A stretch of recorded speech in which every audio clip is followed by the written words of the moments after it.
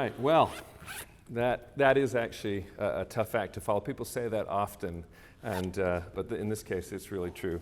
But I'll do my best. This is our final session here, for our final lecture. Then we're going to have the interaction, and to try to kind of draw things to a close.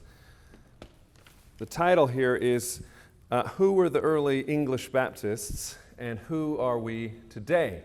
So I've been talking a fair bit about labels and the labels that we give to various things, the labels we give to historical phenomenon, and also the labels that we give to present phenomenon, including ourselves. Who are we, and what labels do we use to self-describe today? Now, one of the things I ask in my job at the seminary, I get to interview men for teaching positions, and one of the things I always like to ask them is, okay, what labels would you use to describe yourself and locate yourself on the sort of theological map?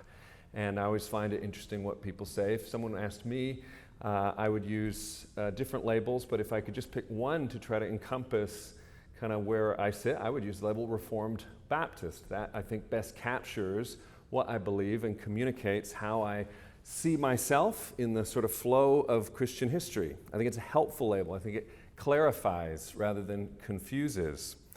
And likewise, I noticed the purpose statement for the 3535 Foundation states that the Foundation, quote, actively champions the cause of Reformed and Baptist principles. So there's that conjunction again, Reformed and Baptist. And I suspect that if we did a poll, I would imagine that most, perhaps everyone, well, actually, I know a few who wouldn't, so I take that back. But most in this room, I suspect, would also use or at least be happy with some conjunction of Baptist and Reformed to self-describe yourself or your churches or both.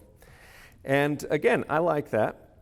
It's interesting, so I've made much of, in my talks here and in some of the published work, made much of this label Baptistic Congregationalists. So interestingly, why don't I describe myself as a Baptistic Congregationalist? Well, interestingly enough, I think that's a helpful, clarifying label for a particular moment in time.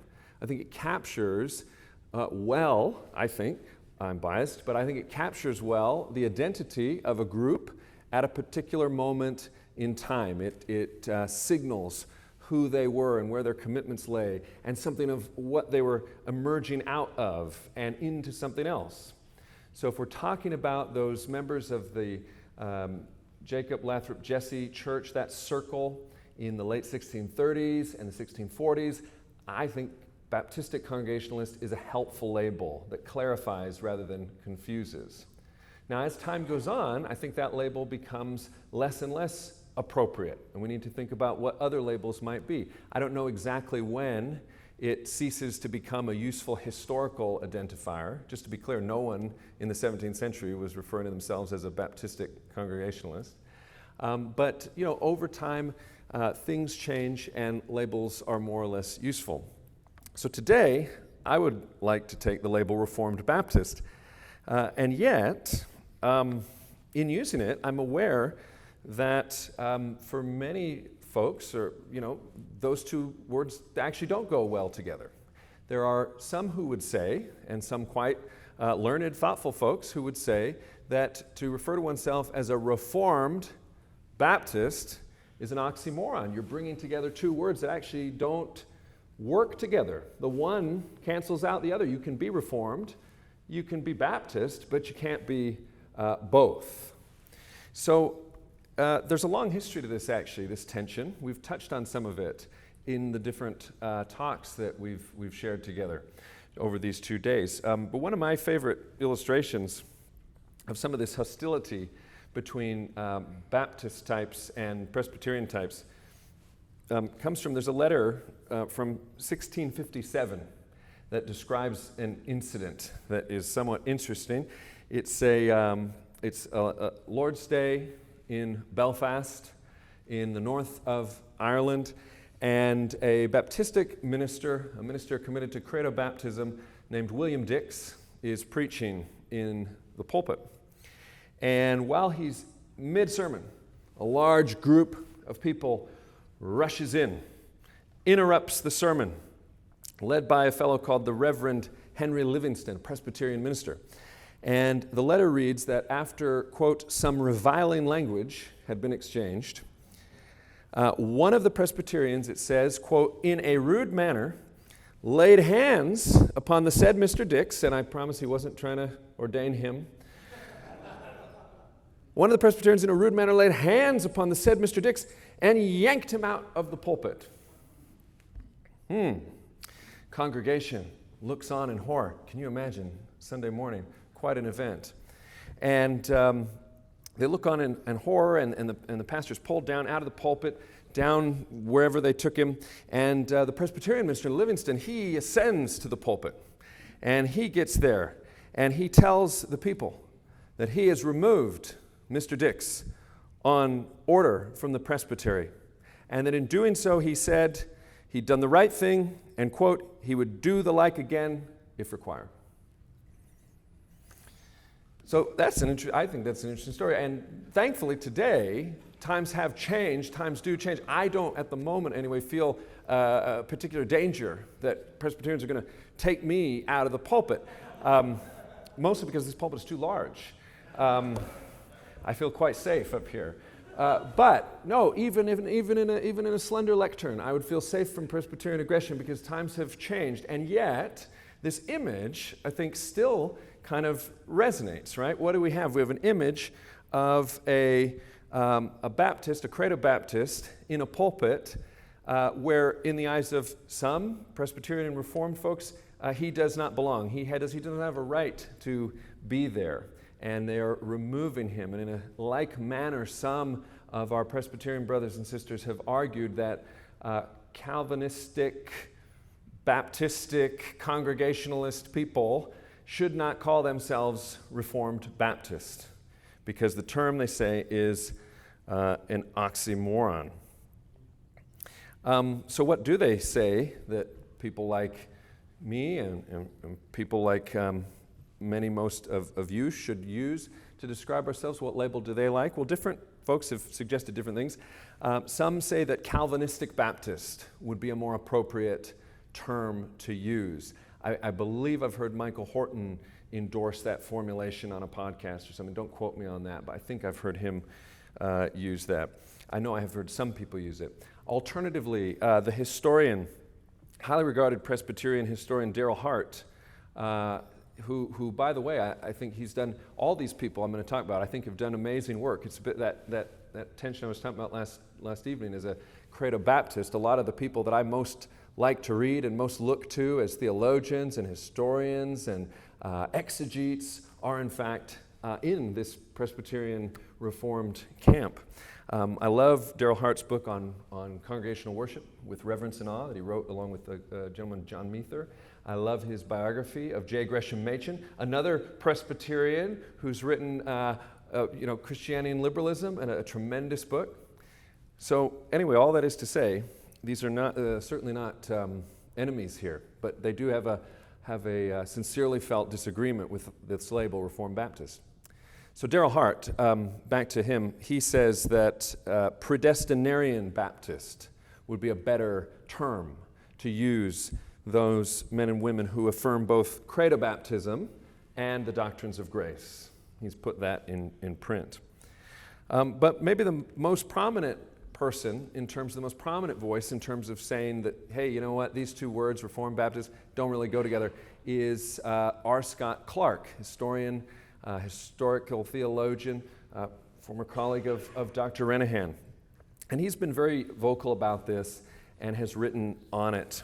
And so he argues that Baptists are by definition excluded from what he calls the Reformed confession, which he says, considered narrowly, this is a quote, considered narrowly, the Reformed confession can be the only stable and reasonable definition of the adjective Reformed. So Clark says, look, Reformed has a clear, stable, objective meaning, rooted in history. You are not at liberty to just use words in any old way you choose. Well, of course, we can all use words in any way we want. But he's saying if you want to be right, and you want to be accurate, and you want to be helpful, and you want to clarify rather than confuse, you need to use labels correctly. So I'm, of course, on board with that project. But he says, Reformed has a meaning, it's clear, it's stable, it's objective, it's rooted in history, and it does not include Baptists, and it cannot include Baptists. And he would appeal for this Reformed confession, as he calls it, in the main, to 6 early modern confessional documents that sort of establish this sense of this is what it means to be Reformed. So you have the so-called 3 forms of unity, the Belgic Confession, the Heidelberg Catechism, the Canons of Dort, and then you have the Westminster Standards, the Confession, and the larger and shorter Catechism. And he says these confessions are all Paedobaptist documents. They all affirm Paedobaptism. So therefore, the Reformed tradition affirms Paedobaptism. So therefore, if you do not affirm Paedobaptism, you are not a part of it. So stop calling yourself Reformed Baptists. It doesn't make any sense. It's not helpful. It's confusing. Don't do it. That's the argument. And again, the book where he laid some of that out, Recovering the Reformed Confession, is a little older now. I mean, it's all relative, I don't know, 10, 15 years, something like that.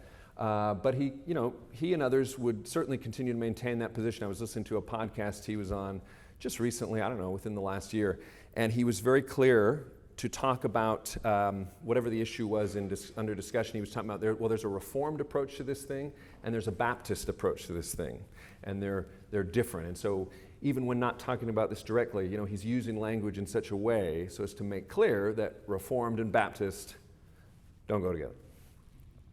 So again, that to me is straightforward, makes sense what he's saying. I get what he's saying. There's a logic to it, right? This thing has a meaning, and it's not including you. So it doesn't mean, he would be keen to say, all these gentlemen I quoted from would be keen to say, hey, this isn't, we don't dislike Calvinistic Baptists or predestinarian Baptists. We're not against you. We're just wanting you to use words accurately and well. So who could, disagree in principle? Well, I guess I can. That's why I'm up here. No, I don't disagree that we should use labels accurately, but that's the question, isn't it? Is Reformed Baptist a helpful label? Does it clarify or does it confuse? Because I agree with them. If it confuses and it's not a good label, then we should drop it. So what can we say about this tonight together? Well, I want to start with, let's talk for a minute first to get into this about what the critics get right. What are some of the things that folks like Darrell Hart and R. Scott Clark are saying with which we can all, I think, agree? And there's many things that they get right. And first of all, I think, and by the way, when I say that, I think they get a lot of things right. I mean, what do they get right about this whole discussion of labels, right? And first thing they get right, I think, strictly speaking, simply as an historical matter, as a matter of what actually did or did not happen empirically, I think these critics are right to observe that early modern English Calvinistic Baptists did not use the term Reformed Baptist to refer to themselves. So the folks going around in 1644 in London who were writing their first London Confession, they were not talking about themselves as Reformed Baptists using that conjunction of words. At least I haven't seen it. If colleagues have seen it somewhere, I'd love to know. We can talk about it in the next segment. So that's correct. I haven't seen any usages actually in the 17th century of those two words together like that. I've seen the word Reformed used in Baptistic literature, but not together like that, Reformed Baptist. And in fact, I think that it's not surprising that they didn't use that term, because I do think in the 17th century, for most of the 17th century, if not all of it, the Reformed churches that idea was strongly associated with state churches, with the magisterial Reformation. So you'll see reference to all the Reformed churches in various documents from the early modern period. And they always have in view these various state churches, magisterial Reformation. So again, I don't think it's all that surprising that we don't see that conjunction of words. And in fact, I think it's a relatively recent term. As far as I can tell, asked around, seems like it's a 20th century term.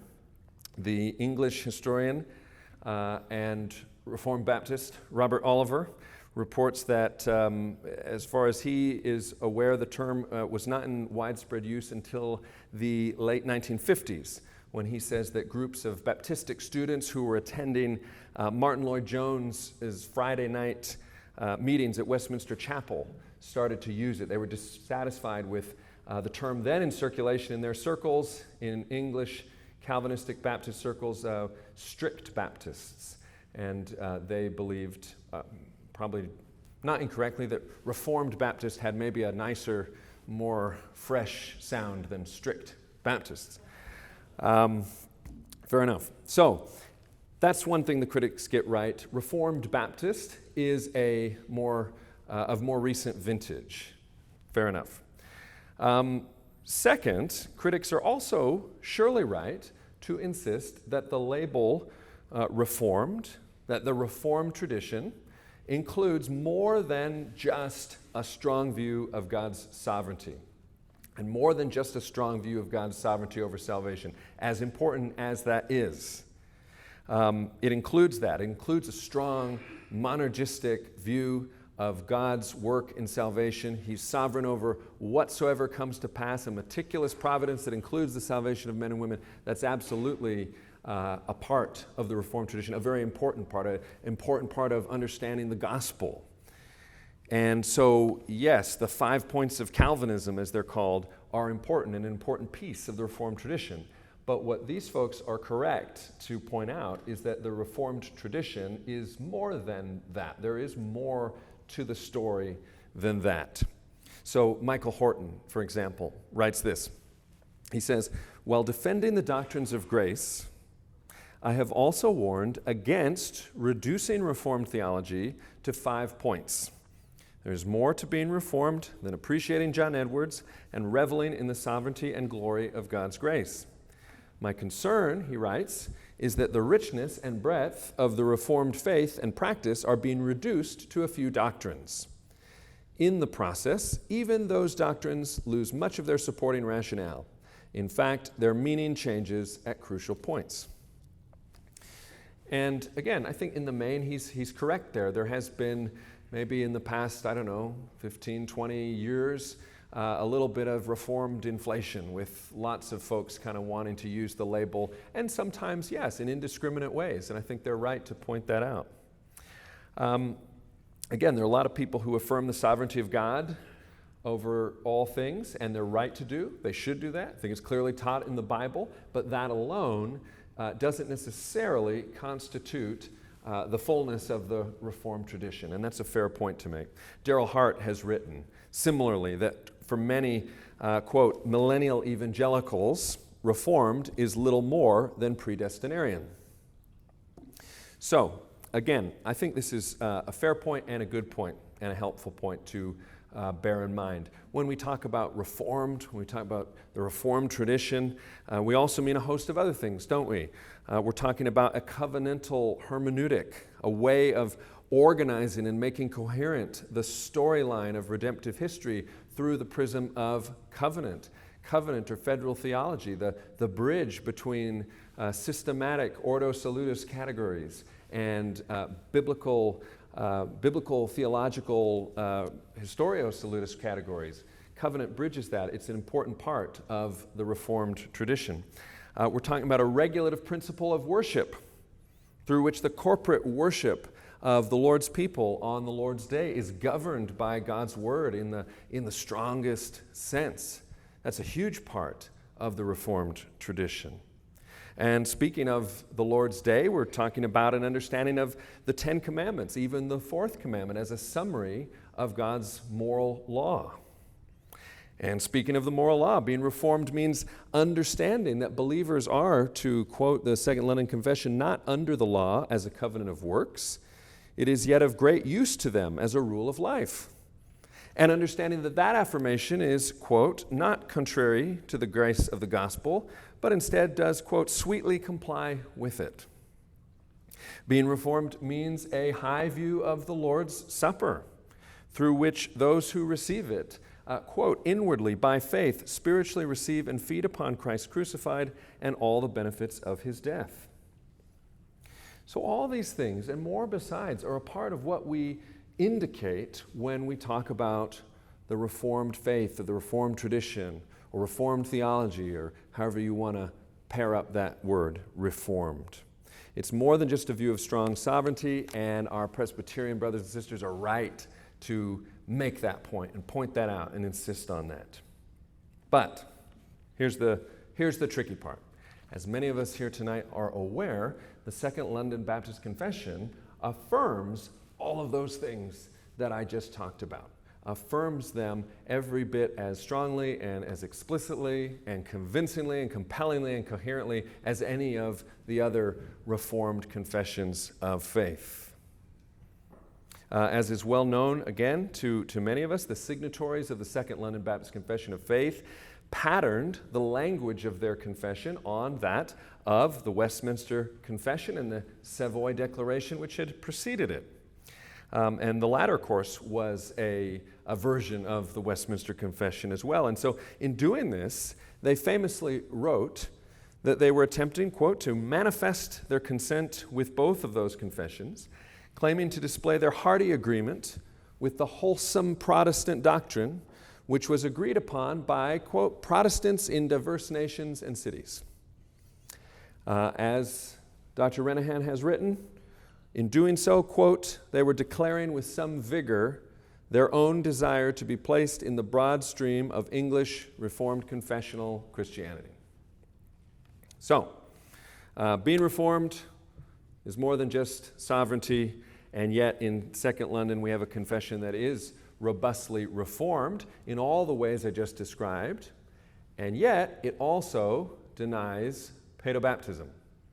So what do we do with that? What about the label?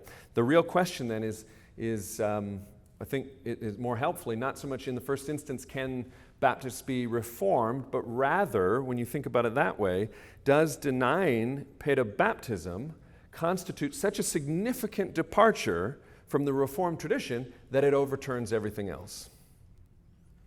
And it might. I mean, it could, right? That's not an illogical thing to say. So, for example, if you are Christian in every respect, but you're not Trinitarian, I don't think you're Christian, right? I think that a Trinitarian view of God is so fundamental to Christian identity that to deny that constitutes an overturning of the Christian faith and Christian identity. So, our Mormon friends don't have a legitimate claim to be Christians because they deny the Trinity. It doesn't matter whatever else they might say that they can point to this continuity and that. It doesn't matter because you've overturned the essence of the faith. So perhaps it's possible, just logically, that the overturning, the rejection, the repudiation of paedobaptism constitutes a similar overturning of what it means to be Reformed. That's possible.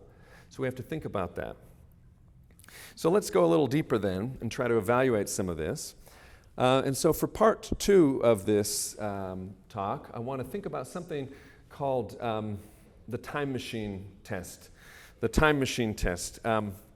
So when people try to claim, well, they don't try to claim, they do claim. When people claim that credo baptism actually does sort of overturn the essence of the Reformed tradition, as a result that, a Baptist cannot be Reformed, when people make that argument, they sometimes make their case through a vehicle, a rhetorical vehicle, that we might call the time machine test. Perhaps you've heard this.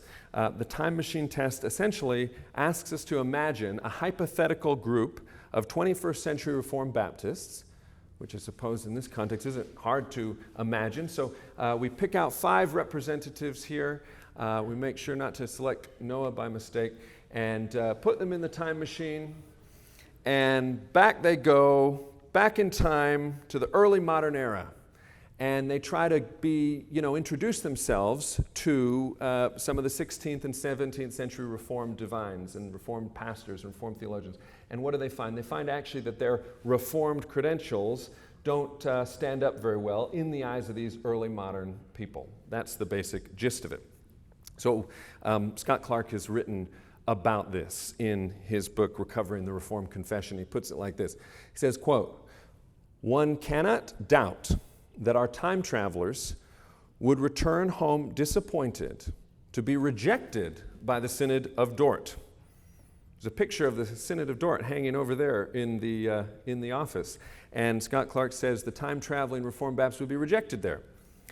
But were they to try again at the Westminster Assembly, they would find a similarly chilly reception. In my office, I have a print of the painting of the Westminster Assembly there in the Jerusalem chamber. So, and yet I go back in time and find the Westminster divines don't have a lot of time for me because I reject paedobaptism. So Clark concludes then, quote, "If our young, restless, and Reformed theologians could not find hospitality at Dort or Westminster, we may fairly ask whether the adjective Reformed is properly used of them."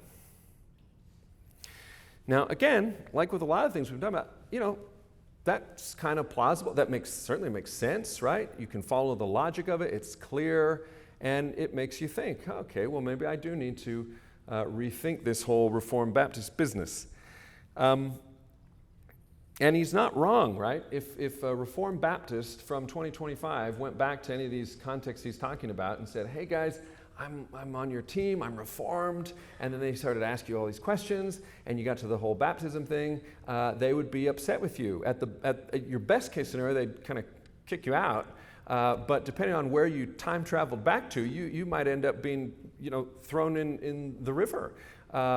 That's what they did. That's what happened. The first Protestant to be martyred by other Protestants was an Anabaptist in Zwingli's Zurich. So Clark's not wrong. However, though I think this sounds plausible at first, I don't think actually this time machine test works very well when you really start to think about it. And I think there's at least two significant problems with it. What are they? Well, first, it sounds plausible, and it gets its plausibility because of what I just mentioned, right? Because early modern Reformed divines did see Anabaptism as a serious problem.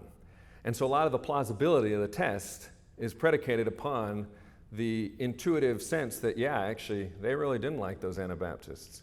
However, as we've already talked about together in some of the previous talks, there were a lot of reasons that those early modern Reformed folks did not like Anabaptists that actually have nothing to do with the later 17th century early modern English Baptists, and certainly have nothing to do with Reformed Baptists in 2025.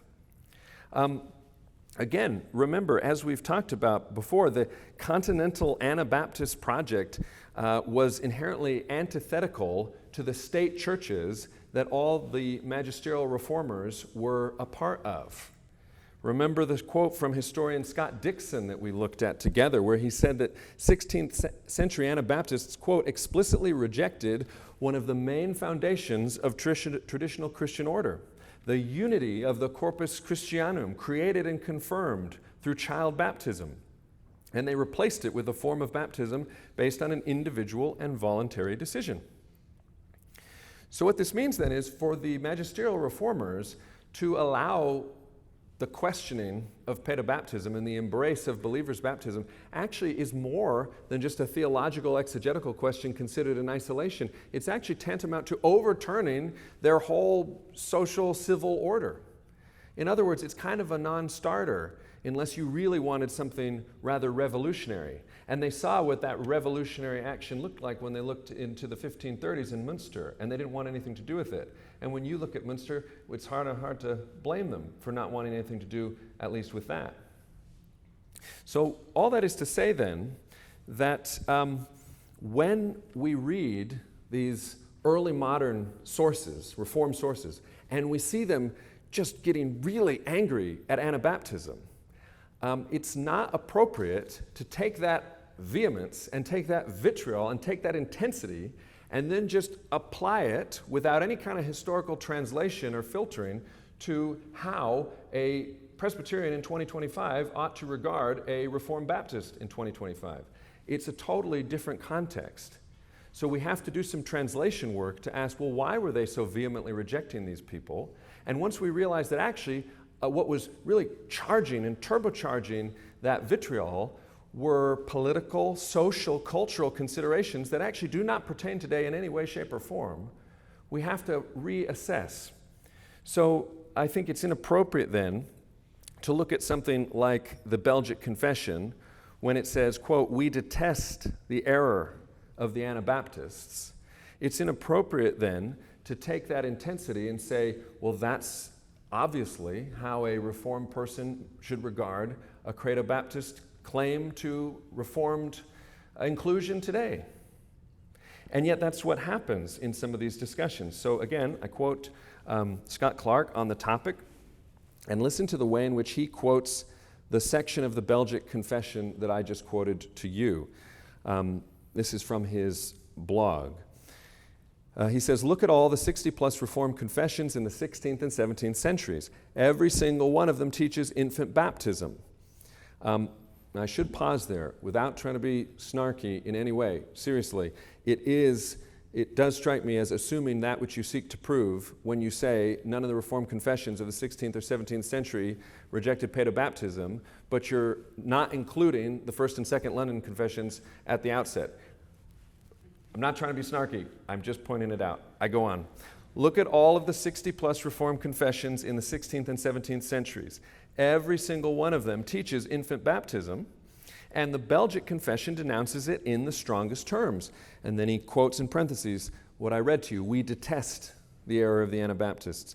The Anabaptists, denounces in strongest terms the Anabaptists for denying infant baptism.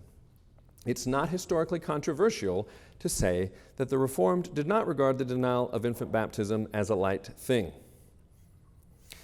So again, in a sense, he's not wrong. They did not regard the denial of infant baptism as a light thing. But why did they regard it with such intensity? Why do they say we detest the error of the Anabaptists? It was more than just an exegetical theological question for them. It was a question charged with monumental societal significance. And so we can't just it's anachronistic to take that kind of statement and just sort of apply it straight to discussions today. So this is the first problem. And the irony of that, of course, is that the whole point of the time machine test, if you're invoking this, right, rhetorically, what you're trying to say is, hey, you, Reformed Baptist, you do not take history seriously enough. If you took history more seriously, you would see how foolish this label is. Actually, I think the problem with this test is it doesn't take history seriously enough. There's an anachronism in the way that this is being used. And that leads us to the second problem, which also hinges upon, I think, an anachronistic and naive view of the past as it relates to the present. Namely this, the time machine test is not a good argument against the Reformed Baptist label because I would argue that, never say everyone, but I would be pretty close, asymptotically approaching everyone. No one in the 21st century could pass the time machine test as it's been stated by Scott Clark and others. There's no Presbyterian or Reformed person who I think could pass the test. Now, there is probably someone somewhere, but he's an odd fellow, I'm sure. All right. Think about it this way. The whole test says, you claim to be authentically Reformed, but if you went back to the early modern period, Reformed people would have questions for you, and they wouldn't see themselves in your profession. So let's think about that. Let's imagine that the Westminster Divines encounter a time-traveling contingent of Presbyterian brother ministers who are claiming faithfulness to the Reformed tradition, indeed faithfulness to the Westminster standards. However, upon interrogation by the early modern folks, it would become clear that these time travelers deny the civil magistrate a sufficiently robust role in furthering godly religion. Think about it. The original text of the Westminster Confession of Faith, emerging from the 1640s, says that the civil magistrate, so the king, the prince, the queen, whoever, the civil magistrate had a duty to ensure, quote, that unity and peace be preserved in the church, that the truth of God be kept pure and entire, that all blasphemies and heresies be suppressed. Well, when Presbyterians in America met in 1788, they removed that language from their version of the Westminster Confession, and they replaced it with language supporting religious liberty and placing limitations on the extent to which the government could interfere with religious matters. And interestingly, in doing so, 18th century American Presbyterians actually moved closer in that which they affirmed to what? To the Second London Confession on the civil magistrate and its relationship to the church. Very interesting. Also, it's interesting that when we think about, again, contemporary Presbyterian ministers showing up at the Westminster Assembly, walking into the Jerusalem chamber, they might also have a little bit of a conflict when the early modern guys realized that the modern guys also removed the language of papal antichrist from the Westminster Confession. The original text of the Westminster Confession described the Pope as, quote, that Antichrist, that man of sin and son of perdition, that exalteth himself in the church. But the 18th century revision removed that language and says more simply that the Pope of Rome is not the head of the church. Now, again, interestingly, whatever you make of that, where did we hear that language about papal antichrist? Well, we heard it and we read it in the Trinity hymnals in the Second London Confession of Faith. So, again, who is more 17th century, at least on that point? Very interesting, very interesting, very interesting. So, again, there's all sorts of things. There's more as well. I mean, those are some high points, but the time-traveling Presbyterians also are not affirming a comprehensive state church in which infant baptism could be almost universally applied. That's something we've talked about at length together over the past 48 hours. Other things, too, as well. You know, Samuel Rutherford, Scottish Presbyterian, and in attendance at the Westminster Assembly, he actually had a vision for paedobaptism. It goes beyond what the Westminster Standards teach. But it's interesting to note that Rutherford believed that the principle of federal holiness or covenantal inclusion for children, he said it should go well beyond just the children of believing parents. Here's how Samuel Rutherford put it. He says, I think the scripture saith here with us that the nearest parents be not the only conveyors and propagators of federal holiness to the posterity. We also affirm that the Lord extendeth the mercy of the covenant to 1,000 generations, and therefore the line of the covenant mercy is not broken off for the unbelief of the nearest parents. Now, again, Rutherford's views there are not taught in the Westminster Standards or any other Reformed confession that I know of, so be clear on that. If they are, I'd be interested to know it. The point, though, is that early modern people thought differently about a whole host of things than do 21st century people. Maybe they're right. Maybe we're right. Maybe they were right on some things and wrong on others. That's probably likely. We're right on some things, wrong on others. The point is, no one is going to travel back from the 21st century to the early modern era and just line up every single dot with those people. Nor would we aspire to do so. This is just the reality. And so on these points and more besides, our time-traveling Presbyterians would have found themselves in significant disagreement with the men who drafted the Westminster Confession. And then, to quote Clark, I'm not trying to be snarky, I'm really not, but to quote him, if our time travelers, quote, could not find hospitality at Westminster, we may fairly ask whether the adjective reformed is properly used of them. Okay, so, again, the point is not to criticize, by the way, 21st century Presbyterian ministers for not lining up with guys in the 17th century. The point is just to say we do not live in the 17th century, and even a robust approach to confessional subscription does not turn us all into early modern men and women, nor from what I've read about their medical care and general quality of life would any of us ever want that. So, If we say that the only people who are the true and legitimate heirs of the Reformed tradition are those who would receive a full and hearty welcome from early modern people, that is going to be a very small group indeed, possibly a group containing 0 members. All right, so we've thought about the question before us. Can Baptists be Reformed? Some people say, no, that doesn't make sense. Some people say it does make sense. We thought a little bit about some of the things the critics get right, about ways in which the Reformed label maybe is used inappropriately or too loosely. Good points. We talked about the time machine test, which is often one of the more interesting rhetorical vehicles through which that argument is advanced. And now I want to think about some of the theological disputes in a little bit more detail. And here we kind of come to the heart of it, because what we want to ask is, again, does the essence of the Reformed faith become overturned by things that Reformed Baptists are wanting to affirm? Are the things that Reformed Baptists are saying yes to that actually constitute such a significant departure from the essence of the Reformed tradition that really Hart and Clark and Horton and others are correct, and we just shouldn't use it because it doesn't make sense? It's not a helpful label.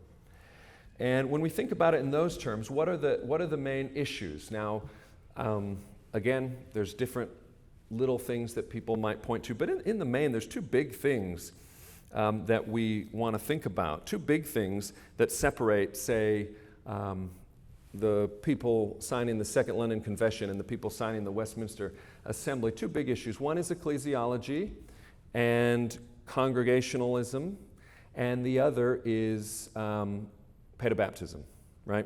So let's think first about the polity question. With respect to ecclesiastical polity, again, Baptists are Congregationalists, while the majority report within the Reformed tradition is Presbyterian. So does that pose a barrier for entry? Well, I don't think this one is all that difficult to deal with, because the reality is that the Reformed tradition within the English-speaking world has comfortably held both Episcopalians and Congregationalists within its ranks for a long time. Again, under Elizabeth I and James I, English divines regularly promoted their harmony and unity with the Reformed churches. And unlike the Baptists I was mentioning earlier, they actually did use the word Reformed church to describe themselves. They published statements to that effect. They said, look, we agree with them in all these things. We have a different polity. We believe in Episcopalian polity. They don't, but we're basically Reformed. And more closer to home, the congregational way, which I'm not making a comment, by the way, on whether Episcopalian polity is commensurate with the essence of being Reformed. I'm just saying historically, there's been lots of people within the Church of England in the 16th and 17th century who thought of themselves and promoted themselves in print as robustly a part of the Reformed churches and the Reformed tradition, and we get what they mean. Congregationalism, that one is probably even easier to deal with. When we look at congregationalism on both sides of the Atlantic during the 17th century and into the 18th, we find that its ranks have included many of the pastors and theologians with whom the Reformed tradition has been most closely identified. So, don't take my word for it.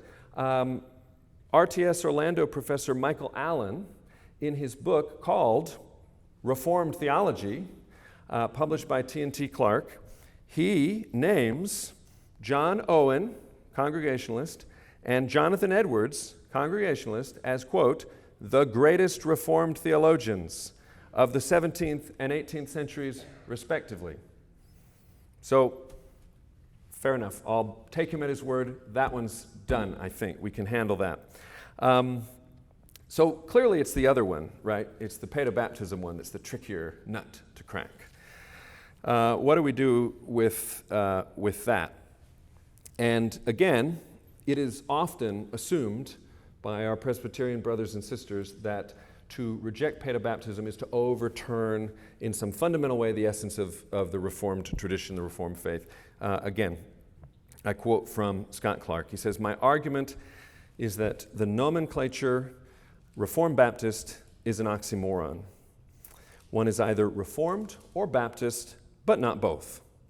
And then he gets into the part I quoted before, where he says, look at all the Reformed confessions. They all embrace paedobaptism. And he then says, look at church orders of the Dutch Reformed churches in the period. They all struggled with the challenge presented by the Anabaptist denial of infant baptism, and they never wavered in their conviction that infant baptism is essential to the Reformed faith. So there you have it. I quote Clark so much, not because he's the only one who thinks like this, but he does put it very clearly and in a very punchy way, so he leaves no doubt about what he's saying. Of the essence of the Reformed faith, that's the dividing line. So what do we say to that? Well, I would say that just on the surface, it does seem odd to me that the practice of infant baptism, which the Reformed hold in common with Lutherans and Roman Catholics and Eastern Orthodox, among others, it is odd to me on the surface that the practice of infant baptism, because remember, the rationale upon which it's predicated is quite different for Reformed Presbyterians than for any of those other groups. It is odd to me that practice, which they hold in common with all these other groups, would somehow become the sine qua non of Reformed identity. And I think that a far more reasonable basis upon which to differentiate the Reformed tradition from those traditions I just mentioned would be the covenantal framework which undergirds both paedobaptism and the Reformed theological system as a whole. For while Reformed theologians, again, they retained the practice of paedobaptism, as we discussed earlier, the rationale for the practice that they gave was wholly distinct from those given by those other branches of historic Christendom. So our Eastern Orthodox friends baptize babies, our Presbyterian friends baptize babies. They have a totally different reason for doing so. As David Wright has observed, I shared this quote earlier, the leaders of the Protestant Reformations in the 16th century perpetuated a rite, R-I-T-E, which had first come into its own in the post-Augustinian era and was sustained for virtually all its centuries-long medieval life by doctrinal stipulations which they could no longer endorse. David Wright is a Presbyterian historian, for what it's worth. So I would say it's actually the covenantal context in which the Reformed set their practice of paedobaptism that is actually distinctive to Reformed theology, not the practice of paedobaptism itself. That's the new thing that they're doing, right? Yeah, they're keeping the practice, but they're giving it this new covenantal framework and thinking about it. And that covenantal hermeneutic, that federal way of thinking about how you put your Bible together, that is actually what they're doing that is new and interesting. And that is actually a distinctive mark of Reformed theology over and against all of those other traditions. Everybody has to do something with the concept of covenant because it's so clearly in the Bible. But it's the Reformed tradition that has really leaned into it, seen it and advanced it as an organizing principle for putting the whole Bible together and made it a distinctive hallmark of their approach to faith and life. So again, Gerhardus Voss, Presbyterian theologian, he saw this with clarity. He saw with clarity that this emphasis on covenant not only defines, to a great extent, the Reformed tradition, but also differentiates it from other traditions. So Voss wrote this: the doctrine of the covenants is a peculiarly Reformed doctrine. It emerged in Reformed theology, where it was assured of a permanent place, and in a way that has also remained confined within these bounds. Again, don't misunderstand him. Everybody who takes the name Christian talks about covenant at some place or form because it's all over the Bible. But the Reformed theologians took it and really made it a centerpiece of how they read their Bibles. And again, it's often suggested that Baptists cannot be Reformed because their theology denies the Reformed commitment to covenantal theology and God's redemptive work, the continuity of God's redemptive work over Old and New Testament. So again, on this point, you'll read things like this. This is Michael Allen again. He argues, quote, one cannot be both Baptistic and identified as Reformed inasmuch as Baptistic ecclesiology depends on a sharp distinction between Israel and the church, thereby disagreeing with the Reformed way of affirming the unity of the covenant of grace. Interestingly enough, you might be interested to know, I was interested to learn this. You might wonder, could a Credo Baptist hold office in the PCA and just take an exception to the paedobaptism bit? I don't know if you've ever wondered that before. It actually happened. It happened in 1991 at the PCA's 19th General Assembly. There was a case brought from a congregation in North Carolina, and the denomination ruled against a congregation which had sought to approve 3 church officers who had, among other things, taken exception to the Westminster Standards teaching on infant baptism. So they did discuss this issue. And they said, you can't do that. And here's what they wrote in the Assembly's ruling. They said, quote, in defending the position that infant baptism those are my words. In defending the position that infant baptism was properly considered fundamental to the Reformed faith, here's what they wrote. The General Assembly said that the theme of covenant, quote, stands as an essential part of the system of doctrine presented in the Westminster Standards. And they then said that the denial of infant baptism compromises both the unity of the covenant of grace and Reformed theology's wider commitment to covenant theology. So, you cannot, they said, be a part of this, because to deny paedobaptism means you've denied the essence of what it means to be Reformed, because you've overturned the commitment that we have as Reformed folks to covenant theology. Well, okay. What do we make of that? Obviously, our concern is not whether a Reformed Baptist can subscribe to the Westminster Standards or whether a Reformed Baptist can hold office in a Presbyterian denomination. It's absolutely within their right to say no to that, and I don't think most of us here would want to do that. The PCA disciplinary case is cited only insofar as it illustrates the way a Baptistic position is often understood to entail a rejection of the covenant theology upon which the Reformed faith is thought to depend. And so what do we do with that? Well, the reality is, of course, as most in this room will be well aware, the Reformed Baptists of the 17th century, if I can speak anachronistically for a moment, did not deny Reformed federalism. They did not reject covenant theology. They did modify it. They did work with it. They did think about it. They did reassess it. They did present different ways of thinking about how the covenants fit together, but they were still working within a basic Reformed covenantal framework that they're inheriting from the Reformed tradition and folks like Heinrich Bullinger, who's one of the architects of Reformed federalism in the 16th century. So, for example, a guy like John Spilsbury, who we've talked about during these days, likely author, principal author anyway, of the First London Confession, he publishes a book as early as 1643 called A Treatise Concerning the Lawful Subject of Baptism, and he talks at length about federal theology. His commitment to Reformed federal theology is immediately evident. Spilsbury is heavily indebted to William Ames, and his reading of Scripture is profoundly covenantal. Yes, he does tweak certain things. He talks about how credo baptism is consistent with this federal theology and this covenantal hermeneutic. But you can't suggest that he's some sort of proto-dispensationalist or someone who's rejecting this way of putting one's Bible together.